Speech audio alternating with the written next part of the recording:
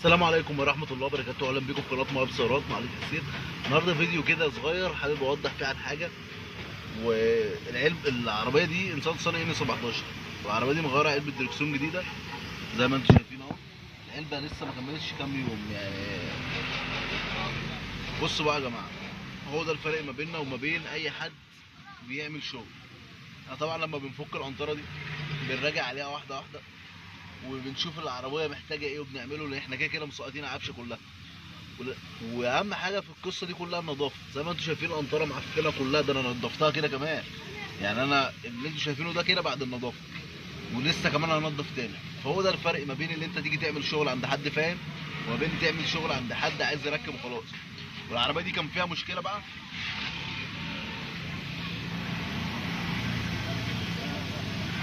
العربيه دي كان فيها مشكله في علبه الدركسيون، وصاحب العربيه جالي 3 مرات.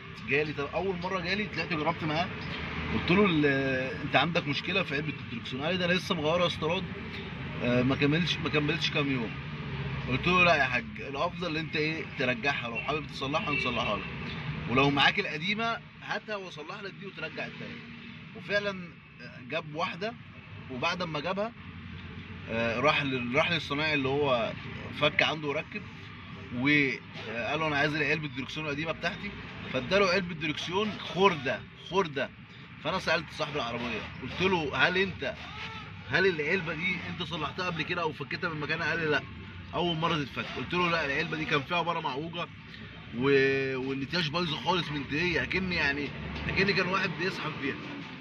فقلت له يا حاج العلبه دي مش بتاعتك، لو انت ما حلتش قبل كده علبه الدركسيون يبقى العلبه دي مش بتاعتك. ففعلا خد كلامي وراح لحد كان موديه للعفشاجي، واكتشفوا ان العلبه اللي كانت راكبه اللي هو قال عليها علبه استيراد، اكتشفوا ان العلبه دي هي اصلا بتاعت العربيه، هي اصلا بتاعه العربيه. فالراجل قال له لا انا مش عايزها وهات لي واحده جديده. ففعلا جاب له واحده جديده. بصوا بقى يا جماعه، مركب له مركب له برات. طبعا المفروض العلبه الدركسيون تيجي بالبرات الداخلي والخارجي، ولو جت بالداخلي بس ما ينفعش انا اركب برات خارجي قديمه، لا لازم اركب طقم برات خارجي كمان جديده، عشان يبقى العلبه كلها العلبه كلها واحد. العلبه كلها واحد، يبقى عندي برات داخلي وخارجي قديمه. بصوا بقى يا جماعه، كان عندي الاتياش بايظ. طبعا احنا فكينا بيض المقص، كشفنا على البيض ولقينا الجلب سليمه. طلع عندنا بس هي البارات الخارجيه فيها المشكله. والاتياش طبعا احنا جبنا طقم اتياش زي ما انتم شايفين الاتياش اهو.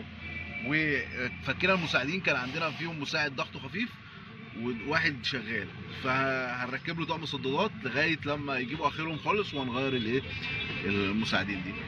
طبعا هوريكم بعد ما اخلص واغسلها طبعا العربيه عامله ازاي.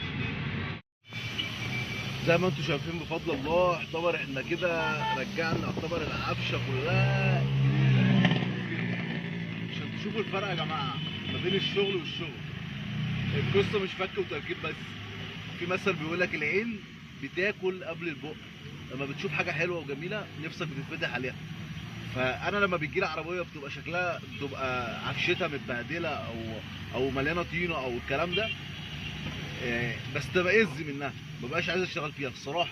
فممكن يجي لي واحد اقول له لا روح اغسل العربيه من تحت غسله على قد ما تقدر وتعالى بقى وانا هنضف لك الباقي. عشان كده اللي بقول لك العين بتاكل قبل البق. زي ما انتم شايفين بفضل الله اعتبر احنا كده ركبنا طبعا البارتين الخارجيين وادياش الميزان وادي الصدادات اهي ضرب جراب. طبعا كل حاجه كده احنا رجعنا عليها من الالف للياء. لو الفيديو عجبكم اعملوا لنا لايك يا جماعه، ما تبخلوش علينا باللايك.